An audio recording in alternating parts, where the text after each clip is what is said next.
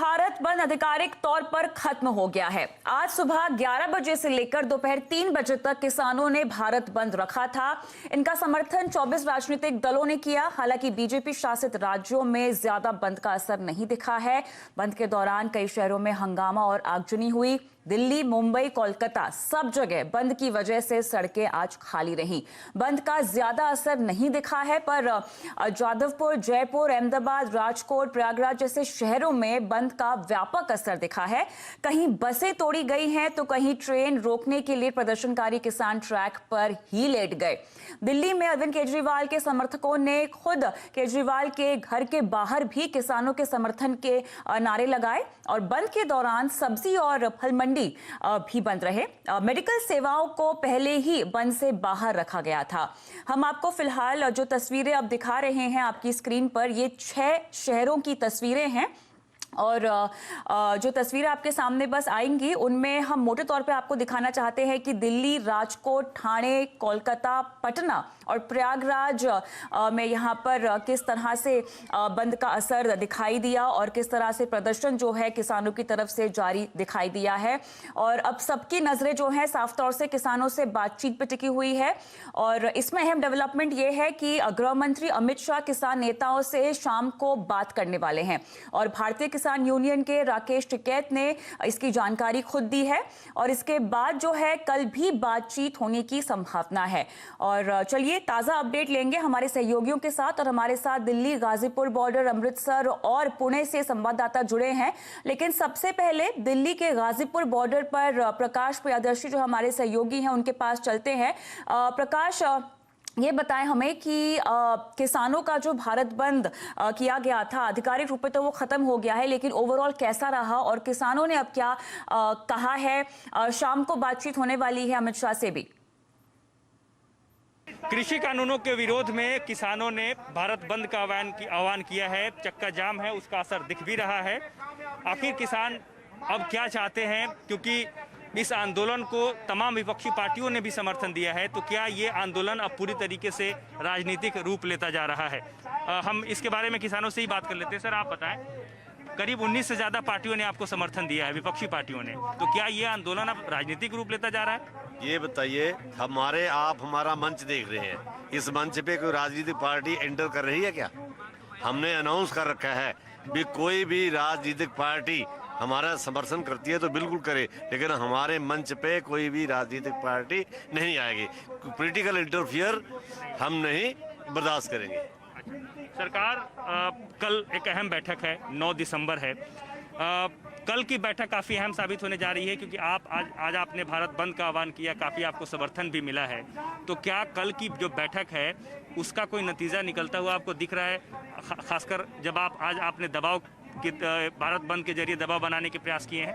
Sir, बिल्कुल हम उम्मीद है कि कल सरकार हमारी मांगों पे विचार करेगी और ये तीनों काले कानून वापस लेगी और किसानों जो इतने दिन से 13-14 दिन से आज बैठे हैं बॉर्डरों पे, इनका धरना हम लोग वापस ले लेंगे। हमारी एक ही मांग है कि ये तीनों काले कानून वापस होने चाहिए।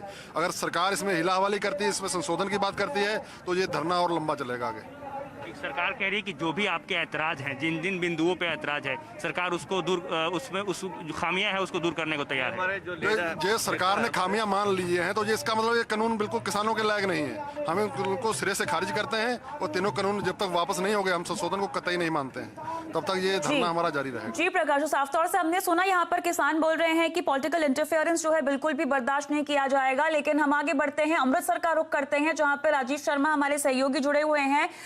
राजीव, अमृतसर में भारत बंद का असर किस तरह से दिखाई दिया? फिलहाल मौजूदा स्थिति क्या है, कुछ जानकारी दें।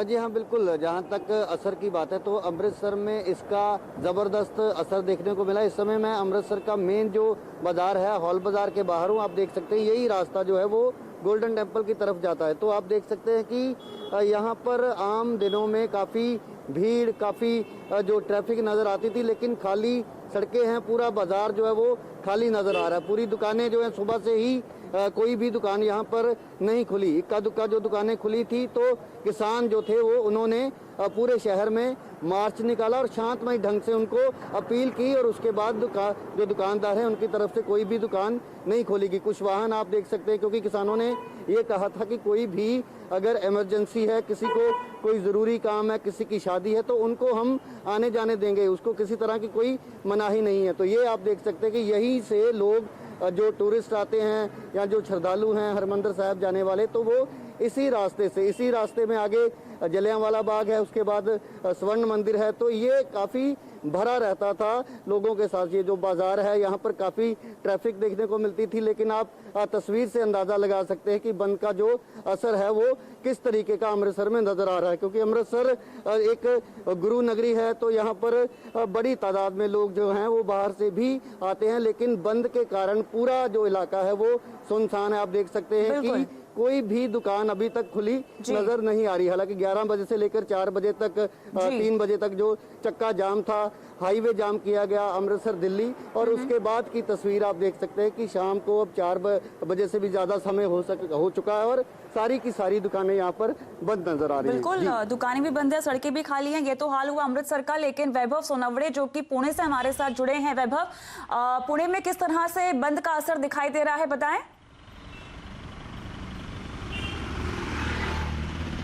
जी देखिए, मिला जुला असर रहा है। सुबह के समय बंद जो है वो काफ़ी कारगर नज़र आया था। महाविकास आघाड़ी की सरकार है, तीनों पार्टियां जो है कांग्रेस, शिवसेना और एनसीपी ने समर्थन दिया था इस बंद को, और वो सुबह मोर्चा लेकर पुणे के मुख्य गलियों में घूम रहे थे। मोर्चा निकाला गया था उनकी ओर से, और अलका चौक जो है पुणे का, वहाँ पर धरना दिया गया लगभग 2 घंटे तक। उसके बाद ये आंदोलन जो है वो बंद किया गया, और अब दोपहर के समय 3 बजे के बाद कई सारी दुकानें जो है मुख्य बाज़ारों की वो खुल गई है। सुबह के समय ये सारे बाज़ार जो है वो बंद कर दिए गए थे, लेकिन अब दोपहर के बाद होटल्स हो या फिर जो मेन बाज़ार है शहरों के, जंगली महाराज रास्ता हो या फिर फर्ग्यूसन रोड हो, ये सारे रास्ते जो है, डेक्कन का एरिया है, लक्ष्मी रोड है, जो मुख्य पुणे माना जाता है, यह पूरी तरह से खुल चुका है। दिन भर में सम्मिश्र यानी मिला जुला असर जो है वो बंद का देखने को मिला।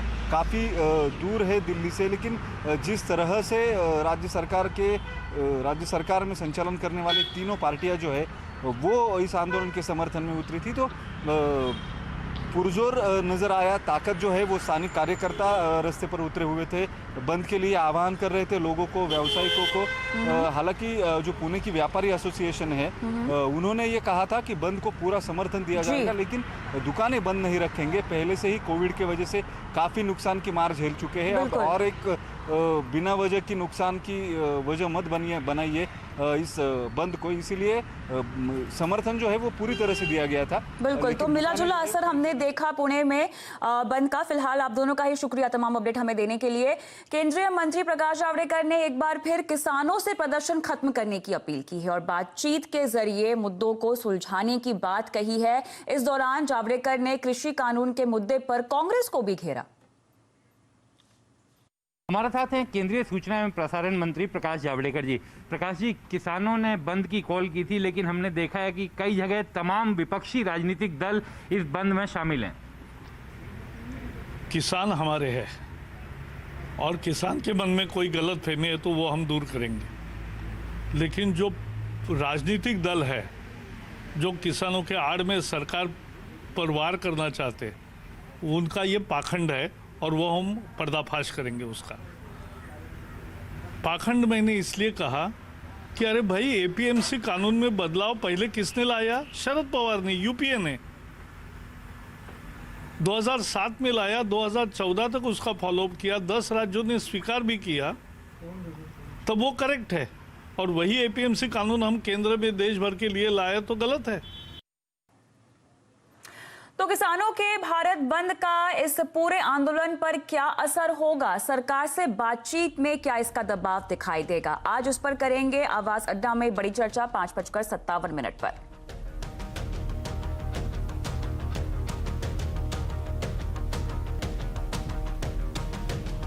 और अब शेयर बाजार का अपडेट लेते हैं। लगातार छठे दिन रिकॉर्ड ऊंचाई पर बाजार आज बंद हुआ है। निफ्टी ने इंट्राडे में 13,400 का अहम स्तर पार किया, तो वहीं सेंसेक्स की बात करें, पहली बार 45,600 के पार बंद हुआ है। कारोबार के आखिरी आधे घंटे में हमने बाजार में ऊपरी स्तरों से थोड़ी सी गिरावट आते हुए देखी है, लेकिन आज सरकारी बैंकों का एक्शन बाजार में छाया रहा। लेकिन चलिए पूरा अपडेट लेंगे सहयोगी यतिन मोहता से। तो यतिन, आज छठे दिन भी बाजार में तेजी बरकरार, लेकिन हाइलाइट्स क्या रही, मोटे तौर पे बाजार की चाल कैसी रही? तो देखिए, आज अगर मैं इसको ऐसे तरीके से देखूं तो मार्केट काफी चौपी था। हमने इंट्राडे वॉलेटिलिटी देखी क्योंकि ग्लोबल मार्केट्स आज दबाव में थे, लेकिन ओवरऑल बेसिस पे मार्केट ने अपनी बढ़त कायम रखी और हरे निशान के साथ बंद हुआ। मार्केट में जैसे कि आपने बताया 45,600 के ऊपर आज हमने सेंसेक्स को बंद होते हुए देखा। पीएसयू बैंकिंग लॉट में बहुत जबरदस्त तेजी थी। अगर आप कोई भी पीएसयू बैंक उठा लें, खास करके छोटे मझोले पीएसयू बैंक्स, तो बहुत जबरदस्त गेन आज के सत्र में हमको देखने को मिला। इसके अलावा आईटी स्टॉक्स और रियल एस्टेट स्टॉक्स में तेजी का माहौल कायम था।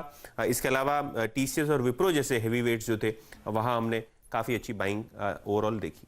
ऑलराइट, तो आज के सेशन में वो कौन कौन से धुरंधर स्टॉक्स थे जिन्होंने बढ़िया एक्शन दिखाया? तो जैसे कि आपके स्क्रीन के ऊपर आपको दिखाई दे रहा है, ओवरऑल बेसिस पे निफ्टी गेनर्स में हेवी वेट्स टीसीएस और रिलायंस में बहुत जबरदस्त कंट्रीब्यूशन आज के सत्र में आता हुआ देखा। इसके अलावा इन्फोसिस और अल्ट्राटेक सीमेंट भी आज के सत्र में चढ़ा, खास करके अल्ट्राटेक सीमेंट जहां लगभग 3% की तेजी थी। इसके अलावा निफ्टी लूजर्स की बात करें तो कहीं ना कहीं फार्मा और प्राइवेट बैंक्स में थोड़ा बहुत प्रेशर था।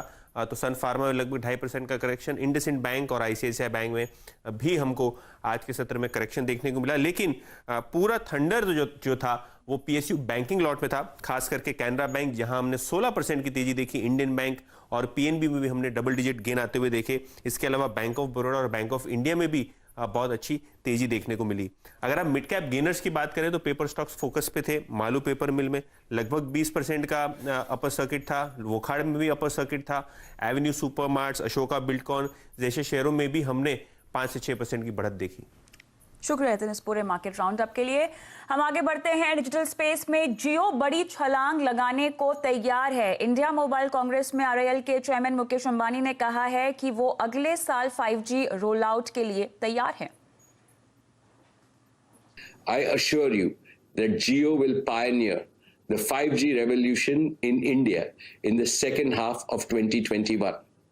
It will be powered by indigenous developed network, hardware, and technology components.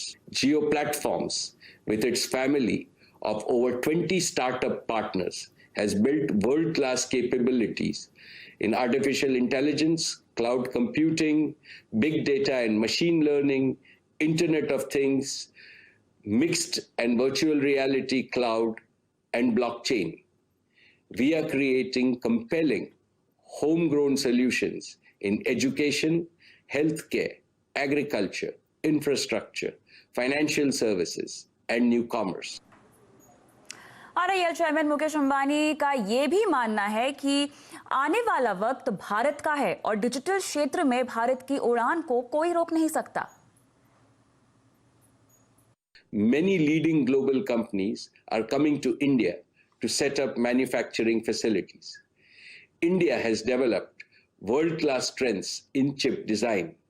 I clearly foresee India becoming a major hub for state-of-the-art semiconductor industry. When all stakeholders work together, we can surely ensure that India's success in hardware will match our success in software. Friends, we are about to step into a glorious decade of the India story, with the Digital India mission playing the role of the principal accelerator. Nothing can stop India's rise, not even COVID-19. This is our chance to create history.